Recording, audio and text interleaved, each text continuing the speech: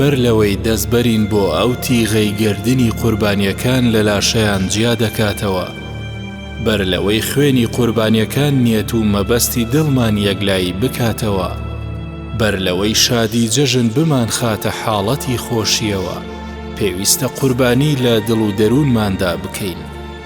قوربانی بەو بوغز و کینەیە بکەین کە دەرونی پەرژین کردوین و ناهێڵێت خۆشەویستی بچێتە ناوی.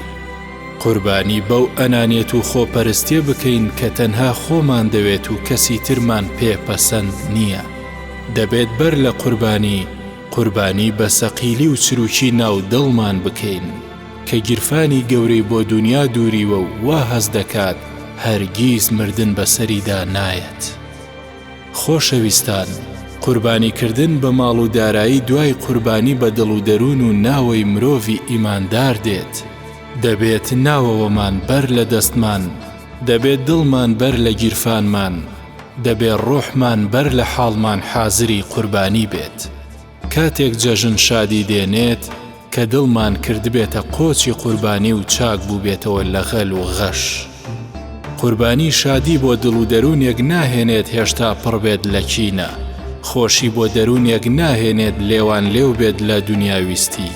قوربانی شادی بۆ نەفسێک ناهێنێت کە هەر ساتێک لە سەرپەتی گوناهێک هەڵدەپەڕێت. ئیبراهیم عەلەیهی سەلام بەر لەوەی دەست بەرێ بۆ گردنی قوربانیەکەی، قوربانی بە دڵ و دەرونی خۆی کرد، نەفسی لە مەکروفێڵی شەیتان پاکردەوە، حازر بوو بۆ ئەوەی قوربانیەک بکات لای خوددا وەرگیراو بێت. ئەی ئەو کەسە سەخی تەبیعەت و دەستکراوەیەی دەتەوێت لەم جەژنەدا قوربانی بۆ خوددا بکەیت. ئەی ئەو نەفسەی لەم جەژنەدا دڵت لای هەژاران و نەدارانە، بەر لەوەی دەستبەری بۆ چەقۆی سەرگەردنی قوربانیەکەت، قوربانی بە دڵ و دەروونت بکە.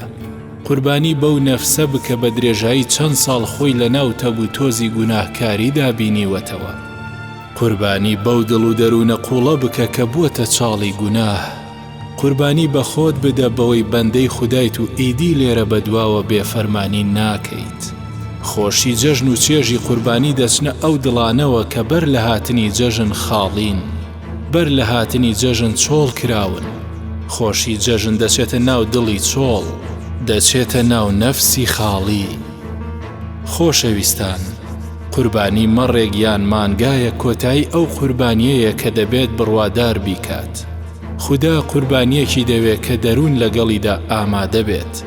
قوربانیە قبول دەکات کە نەفس لەگەڵیدا بە پاچی ئامادە بێت.